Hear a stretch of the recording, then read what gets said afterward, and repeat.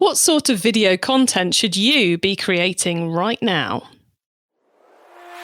You're listening to the Keep Optimizing podcast to increase your traffic, improve your conversion rates, and grow your profits. Hello and welcome. I'm Chloe Thomas, the host of this Marketing Focus podcast. If you aren't familiar with our format, each month we focus on a different marketing method like email, SEO, Facebook ads, and each week I interview a different marketing method expert to explore the latest advice on the topic. This month we're all about content marketing. So in today's episode, we're exploring that hot, complicated topic that is video marketing. We're not getting into how to hit record. We are rather looking at what it is that makes video marketing successful. How do you work out what videos you should be creating in your business, where you should be using them, how you should be using them, how you improve the performance of them, and all that goes into successful video marketing, which is a lot more about your strategy, your planning, your understanding of your audience and your products than it is about how you wield your iPhone. We're going to meet today's guest in a moment, but before we do, please do check out the sponsors. This podcast is brought to you by Klaviyo, the email and SMS marketing platform that helps you send messages like an e-commerce expert, even if you're just getting started. Create your free account at klaviyo.com/masterplan. That's klaviyo.com/masterplan. Today, I'm chatting with content marketing expert Jon Mowat. Jon started his career directing award-winning television at the BBC, and since 2005 has been helping brands leverage the power of video marketing via his agency Hurricane. He's also the best-selling author of Video Marketing, which is all about creating engaging video campaigns to drive brand growth and sales. We all want a bit of that, don't we? Now it's in its second edition, and it's even been translated into 5 different languages, a feat none of my books have come even close to achieving. Hello, Jon. Well, hello. How are you? I'm good. Congrats on the success of your book. Yeah, I'd like to say it was all planned, but it's very much of the moment. It's the topic that everyone's talking about, and I just was able to distill some useful stuff. Well, hopefully we're going to distill some of that useful stuff in today's episode. Hopefully, yes, absolutely. How did you end up deciding to go from telly into this weird world of content marketing? Again, it was a complete lack of plan, I think. So it was fundamentally, I was at the BBC, I was doing documentaries, pretty hardcore, sort of observational films. I did Seaside Rescue about helicopter rescue, and then I did police, and then I actually did 6 months out in the Gulf War.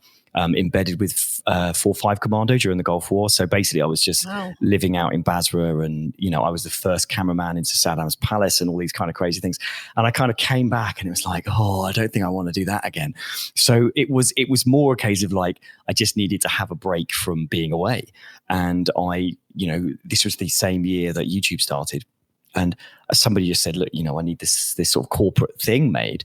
And I made it, and it was like, well, that worked well. And so really, the first few years of Hurricane were very much like production. It only really became content marketing probably about 8 or 9 years ago. And when it was clear that people needed more than just video, right? They needed the strategy behind it. And it became more of a marketing exercise rather than here's just a film which sits on the website. So it was a very gradual, I didn't even notice I was becoming, an expert at it. I certainly didn't do courses or anything. It's just 30 years of learning on the job, really. I think it's quite interesting because we have kind of gone from that space with video, which is like, we just need something on YouTube. Let's just create the brand video or a how-to video, something, to the point where I guess it fits back with where you started with creating things for TV and story arcs and strategy and understanding what you're trying to achieve in the piece rather than just setting up a camera and letting the CEO speak. Absolutely. I mean, I think this whole idea that every brand, all the way from big brands and e-commerce brands and even small brands, it's this idea that they're becoming publishers as well as just advertisers. So typically, like, people have got their head around what it is to be an advertiser, but being a publisher is quite a unique skill, which is why, a background in the BBC sort of comes into it. But I think the other thing is as well, while it was just a few videos being made around the edges, it didn't really come across maybe the marketing director's plate or even the marketing managers. It was more like a tactical thing. But now you've got massive chunks of your budget and vast amounts of films being made. It gets the attention of everybody. And quite rightly, they're like, right, what are the KPIs? How is it going to work? And there's a much more strategic plan than, like you say, let's go and record the CEO chatting away. Now, all that huge amount of interest that's now being put on video marketing, and it seems to be infiltrating every part of the marketing mix, must mean it's working really well. So what's working well right now with video? What are you seeing demand for? I wish there was a simple answer. I mean, the thing is, it's really interesting to talk about video, and it's really just a format. It's a tool like any other. It's no different from an email, or it's a tool at the right time, at the right place. The thing with video is that if you think about, the contemporary sales funnel, video works really well at the awareness phase. If you're in the mid funnel, sort of a consideration phase, and you want to communicate longer conversations with people, it works really, really well there. But also if you're just trying to drive action and you're just trying to target people with a buy now message, again, it works. So it works as an advert, it works as kind of brand building, it works as kind of deep content. So it's really working across the funnel. And I think that's why it's kicking off so much, because one asset, even one idea, can run across the whole funnel. So we could literally use the same, if we get it right, we could use the same video at every part. Now this is where I rant. This is the thing. Please, we love a rant, so let's have the rant, please. Well, I mean, the way I talk about it is a spork, right? Everyone knows what a spork is. It's a spoon and a fork. It's actually a crap spoon and a crap fork. It's like one tool that does everything is never going to be good at anything. So video as a tool can be used across the sales funnel, and maybe there's one central idea that can be used across the sales funnel, but your assets are going to be different. Your 15-second or 30-second paid ad is going to be very different from your 2.5-minute, 3-minute mid-funnel. This is who we are. Here's an interview with the people that made it, which is again going to be very different from your bottom of funnel 10-second buy now, there's 10% off. And what I mean by it might have the same creative thought, like we're the home of quality, or this is where you meet your family, or whatever those central core messages might be. But it's definitely not the same version of the tool throughout the sales funnel. It could all be part of the same campaign, but it's going to be a different key message, a different purpose, I suppose, for each. Exactly. A different shape of the tool really is what it is. And it boils down to how people want to consume video. So if they've never heard of you before, it's the first time they've ever heard of you, you're talking about emotional messages. You're talking about building a connection, so they want to know more. Very short. You've probably paid to put that in their face. They probably haven't expected to see it. Whereas further down the funnel, they're choosing to watch you. So it's got to be entertaining and worth watching. They have to get value out of it. So those kind of different propositions, even if they're centered around the same value, they're just completely different outputs. And that's why it's so fascinating what we're doing now. We're making short, sharp paid ads, but also long form documentaries. So, we get to use all of these great skills. You mentioned emotion in there. You mentioned a lot of things I want to come back to. But It's good. It's good. It was a good rant. The bit on emotion, I think, is the bit which is why video is becoming so popular. Because to create a video is a lot more work than just creating a graphic or writing some copy, because it's a more complicated thing to put together and to do well. I'm sure many copywriters and graphic designers would argue against that. But anyway, so there has to be a reason why video is more powerful than these other content formats. And for me, that always comes back to the ability to kind of story tell, to build emotion, which is something consumers seem to be wanting more and more. Is that something you're seeing too? Yeah. I mean, if you were to say what's the most important thing that video does, it's got to be emotional storytelling. I mean, it does move, so it attracts your attention. It is on our mobile devices, which we're obsessed with. There's loads of other kind of side things, but this idea that we can show someone a story, we can create changes in their brain chemistry, whether that be sort of endorphins or dopamine, all these kind of things. That's been shown time and time again that if we change that brain chemistry, we can change the way people think. And I think one of the things that people get quite sort of concerned around is when we're talking about emotion is, do I need to make people cry? Do I need to make them smile? Has everything got to be a John Lewis Christmas ad? And actually you can have emotional connections a much more practical level. For example, let's say that you're an app company and you've got something which saves people time. Well, actually, the idea that you save time so you can go home and have a better life-work balance. This is the kind of emotional connection that we're talking about. It's like it's finding what I call the emotional motivator of the audience. What do they actually care about, and leveraging that to change behavior. And that's what video. I mean, lots of other tools do it as well, but video is so good. I mean, we have been sitting around the campfire using audio and visuals to tell stories since the sort of cavemen. And we have always told stories in these ways. So stories are hardwired into how we communicate, and video is really good at just sort of bringing all that sort of technique to life and really making it work. So we can use it at every stage of the funnel. Mm-hmm. It's got huge emotional potential. How do we start? What for a business who knows they need to be doing more of this in their marketing, what's the starting point for doing video well? How do we set ourselves up for success as we head down this pathway? Yeah, that's a really, really good question, because I'm here saying it can work across the funnel, it can do all these sophisticated things, and it can be in so many formats. And there's a danger that you look at a blank board and you just don't know where to start. So the way I always look at it is, if we're doing a content mapping exercise, we start by looking at the content funnel. And where our business problems are. So do people not know who we are, as in we have an awareness problem? Or is it that they know who they are, but they don't understand what we do? Or they understand what we do, but they go to a competitor? Or they understand what we do, but they don't convert? So it always starts with those business problems. And if you have a problem that no one knows who you are, then great, you know that you're going to be doing some paid ads because you need to shout.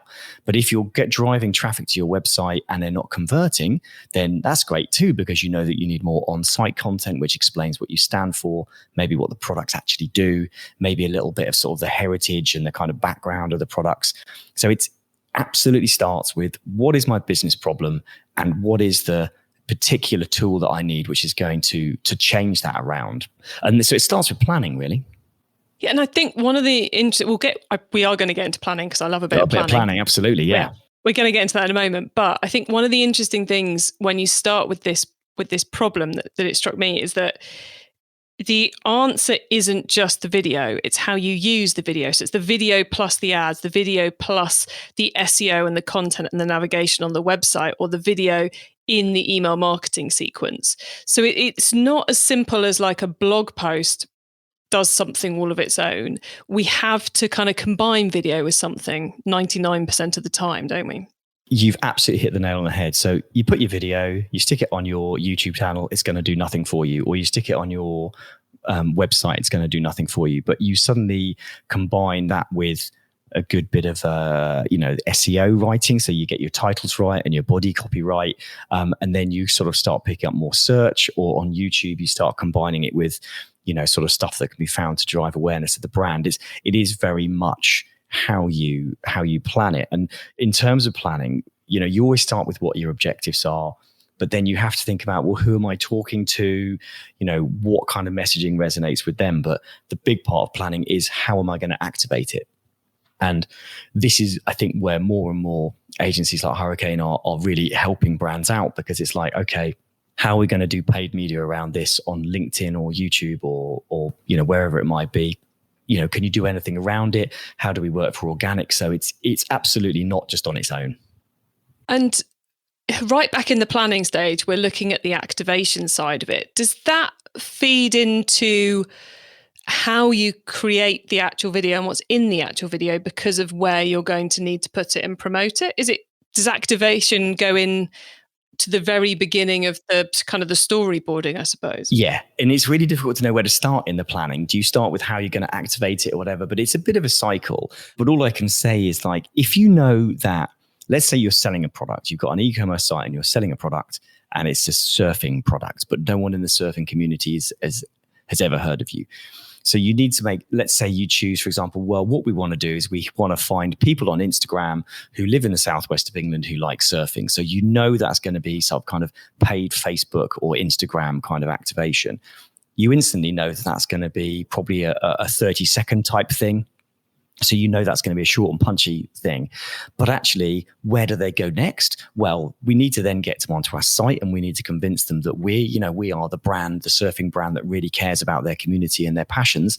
So we're going to have a 2 or 3 minute passion piece because we need to delve down into sort of our heritage and who we are. So you can instantly see like your first awareness, short and punchy, your mid funnel, 2 to 3 minutes. So the activation and where it's seen absolutely has a direct correlation to what kind of content that you might do. We've just been doing a really nice piece of work for a financial investment management called Close Brothers, company there.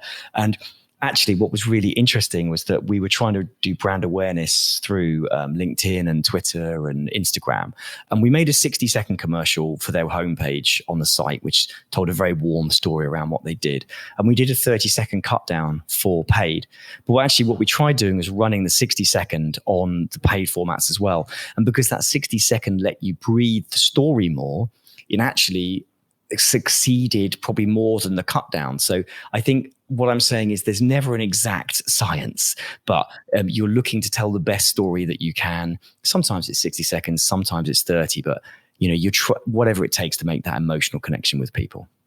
Yeah, so there's all these rules in inverted commas, but it's never quite hard and fast, because if the story's strong enough and it needs that space to breathe, then it's, because it's message and format so much of the time. The thing I wanted to ask you about as well is, presumably, as well as determining the length and the kind of the key angle of the content, this has, where we're going to be distributing it has an impact on literally the screen side, if that makes sense. So if it's going to all be about Instagram, then you need square and you need portrait. Whereas if it's going to be YouTube, then you're going to be more about the landscape. You're probably going to be more about the landscape on the website. So I suppose that comes into the filming plan as well. Yeah, it does. It starts with the activation plan. The amount of deliverables is going up exponentially every year. So, 10 years ago, we'd have delivered you a 16:9 on DVD. Now we're going to be probably doing you a pack of different calls to actions, different opening messages, all in 1:1, all in 9:16, all in various languages. We're quite often delivering 60 or 70 assets for one campaign. And it just gets really complicated, but you do need to plan that. And in any sort of agency or any production company worth their salt will be planning how you're going to get the 1:1s and the 9:16s out of it. Yes, I can imagine how frustrated, or, I've been in the situation where you've maybe done a photo shoot and then you discover you only have decent pictures of you looking to the left and you need one looking to the right. And it must be, when you're trying to create those 60, 70 pieces for one campaign, if you've not worked out exactly what you need at the beginning, it's not like you can just nip back to the location and shoot it again. But I just wanted to clarify something very quickly with you, Jon, which is 16:9 is widescreen and 1:1 is Instagram squares. Would that be right? Yeah, that's square. And then 9:16 is portrait. So imagine it's just a phone on its side and phone vertically. Yes, I did get quite nerdy there, didn't I? But yeah, widescreen is 16:9, 1:1 is square, and 9:16 is vertical. Cool. That's good, because literally half the audience are going, well, obviously, Chloe. And the other half of the audience going, oh, thank you so much for explaining that. The honest half, yeah. Yeah, quite possibly. We talked about the campaign that involves 70 odd pieces. And I suspect most of the listeners are somewhere between 0 and halfway to that. So if we want to start with something simple, have you got any tips for keeping it easy and effective in the early stages? I mean, it's like anything in marketing. It's about planning, it's about testing, and it's about iterating quickly. So there's going to be something about your brand which you definitely know for a start, messages that have already resonated in other areas, or things that always sell well. That's the place to start, and then you can iterate other things. So I've worked with a couple of e-commerce brands where they've we've got pages that are doing well. And you always have this debate about, do we make videos for the pages that aren't doing well or the ones that aren't doing well? And the easy win is to start making product films or other kind of sort of range films on the pages that are already doing well, because you've already got metrics around it. And then when you put the video in there, you can see exponentially how many more sales you've got. If you put them on pages on products that don't sell so well, your learnings are more difficult to skew, because you don't know whether it's like, oh, it was the film or it was the messaging or whatever. So pick some easy wins, things that you're already quite confident will do well, and then just change the intro messaging and the outro messaging. That's really what works. I really like that. It reminds me of, 15 odd years ago when I worked for a retailer and we were testing what the right products were to put on the homepage of the website. We had like 4 spaces for products, and we tested the best sellers, putting the 4 best sellers there, and we tested putting 4 things we had far too much stock of there. And all the sales went up, but the best sellers went up like 5-fold, whereas the dog products went up like 1. Yeah. And it was like, exactly. Yes, we can use the homepage to clear, and we can use all these marketing methods to clear the stuff that's not selling anyway. But if we deploy it on the stuff that's really selling, we get so much more impact.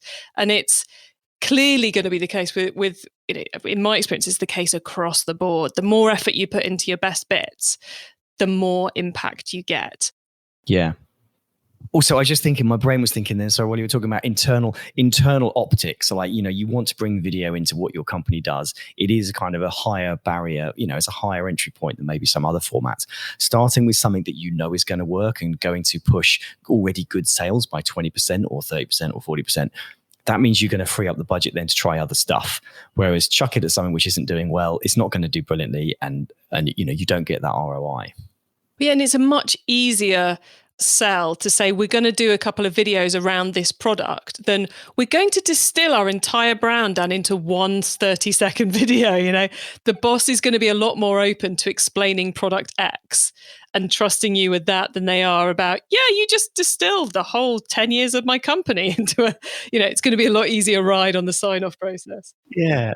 There's not even particularly any reason to do that. I think there is always a temptation that the first video should be the brand film, because that's what's going to convince people. Whereas I think probably the first thing you should be doing is some tactical stuff, some smaller, lower budget tactical talking heads, case studies, testimonials, like things that works, little product shots. That's where you're going to get your learnings. Because actually to jump in at unless you've got a significant budget and you've got time to plan, or you want to run it as an ad campaign, which is different, I don't think there's that much benefit for like a scene setting brand film. The only reason I would do that is if you're getting a lot of traffic and it's not converting, because that suggests to me that people haven't bought into the vision of what you are trying to do. Let's say you're a little sort of South Coast or North Coast, coffee shop, and you make your own coffees. People are coming to your site, but they're not buying those ground coffees. Well, that's when you do the brand film to explain who you are. But if you've got decent sales and things are working, then improve the performance of the products you've got, I think is the best way. Excellent, John. Well, look, we're going to pause now for a reminder of our sponsors, and then we're going to talk about the wider world of content marketing. Do you know what the email and SMS marketing platform most frequently recommended by our podcast guests is? Yup, it's Klaviyo, the email and SMS marketing platform that helps you send messages like an e-commerce expert, even if you're just getting started. Create your free account at klaviyo.com/masterplan. That's KLAVIYO.com/masterplan. Okay, John, so far we've gone deep into video marketing. Now you get to wow us with your insider knowledge about the whole of content marketing. So for the following questions, your answer can be anything to do with content marketing, which of course does include video marketing. John, are you ready for these? Yes, no, I wasn't nervous before, but I'm nervous now. I'm never quite sure whether that bit reassures or makes guests more nervous. I think it's probably a 50-50. Let's start with content marketing newbie advice. If we've inspired someone to take their first step, what do they need to know to give themselves the best chance of success? Okay. The thing I always start with is, who are you talking to and what do they care about? Because it doesn't matter if you don't know that, if you don't know what they genuinely care about, or you don't think you know what you care about, it doesn't matter what you write, what you say, how cool your video is, it's going to have bugger all difference. So identifying one or two of your key audiences, really getting to grips with what they genuinely think that matters. And I think there's always a temptation to go, well, what they really care about is what our product or service does. And the answer is they probably don't care. They're more interested in how good it's going to make them look, how it's going to make them feel, how they're going to save money. Drill down into those genuine emotional motivators, and your content will work much more effectively. Excellent. Okay, once they've started, of course, you've got to keep optimizing. So what's your favorite way to improve content marketing performance? In terms of how I continually optimize, it's really about keeping an eye on the data, and whether that is a paid campaign, which, to be honest, the data is really easy to look at because it's like, that did that and we can test that, or on site looking at Google Analytics, how that video is performing, how that content is performing, and not being afraid to just try it again. So we talk about the 4 R's. We have a review, and then we either renew, refresh, or reiterate. And if it's working and it just needs, maybe, we just renew it, we put more paid behind it, or we just keep going. It might need a refresh in that it was doing well and it just, it's just sort of dipped off, in which case we just give it a little tart up, maybe change some of the copy, or reiterate, which is a quite nice way of saying that was a bit crap, let's put that to one side and do something else. So it's about just trying stuff, keeping an eye on it, see how it did, and reiterating what you're doing. I like that. Review, then renew, refresh, or reiterate. That's right, yeah. The 4 R's. Yes. Excellent, which I think can be applied to any marketing at all, which is brilliant. Yeah, exactly. I mean, it can be a formal stage of a campaign. It can be like very formalized, or it can just be something that you've just got in your head of like keeping an eye on things that are coming through. Nice. Okay. If someone listening wants to learn more about content marketing, is there one cheap or free resource you would recommend? Well, I mean, that's a surprise, what I would say. Obviously, as someone who's written a book on video marketing, I would suggest my book, which is very reasonably priced. But I do have an Udemy course as well. It really depends on what you're looking to do. If you want a strategic stuff, then there's, books like mine, and there's courses. Or if you just want to get started and you want to just know how to use your iPhone better, hit YouTube. There's plenty of free resources out there. The free resources tend to be more on the kind of tactical stuff, like how do I do the thing that I already know that I'm doing? Whereas I would suggest investing a little bit of budget on something a bit more strategic and a bit of learning, even just a 4-hour online course. You're going to be so far ahead when you start. Excellent. Well, we will add links to your book and your course in the show notes for everyone, Jon. So thank you very much for those.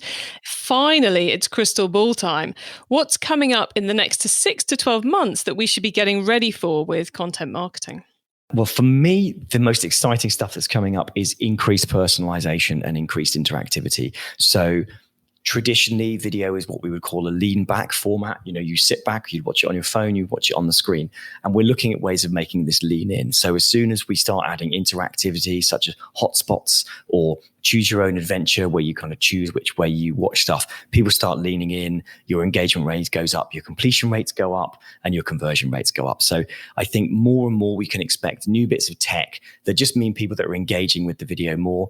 So for example, in the e-commerce space, you might be having a nice video of your entire range, and you can actually click on items in the video to find out more, and you can put those straight into your basket. That's been done by lots of tech platforms, and people like Clark's use it, and it works really, really well. So just more ways of using existing content that just add more functionality and more sort of lean-in ability, if you want to use a horrible marketing expression. I love that. Thanks, Jon. And I will be looking forward to seeing some e-commerce brands trying those out. We are very nearly at the end of the show, though. So could you please let listeners know where they can find you and your business? Yes, just Google Hurricane Media. We're based in Bristol and London. We film all over the place. But you can Google Hurricane Media, and we should hopefully pop up if our SEO has been any good.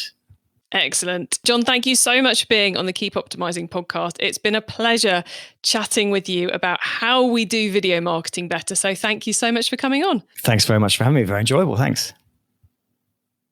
So there you have it. Video can be used at all levels of the sales funnel. You probably want to start with it at the tactical level. Get those best-selling products converting better for you. And it all starts with planning. Sit down, work out who it is you want to talk to, what it is they care about, and which channels you're going to be activating the content via. And that's going to help you work out what and how you need to create it all. You can get Jon's book, Video Marketing, create engaging video campaigns to drive brand growth and sales on Amazon, available worldwide. And we will add links to his book, to the course, and to all the other bits and bobs we discussed on the show notes page. Plus, there you can also get the full transcript of this episode, our notes, and a fair few other bits and bobs at keepoptimizing.com. Just click on all episodes and you will find this one. Thank you so much for tuning into this episode of the Keep Optimizing podcast. If you've enjoyed this episode, then do check out the rest of our content marketing month, because I think it will help you build on what you've learned in this episode. And please do tell your fellow marketers about the show, because I put all of this together to help as many marketers as possible improve the performance of their e-commerce marketing. Have a brilliant week, and make sure you listen to the next episode so I can help you to keep optimizing your marketing. Access everything Keep Optimizing at keepoptimizing.com. That's with an S, not a Z.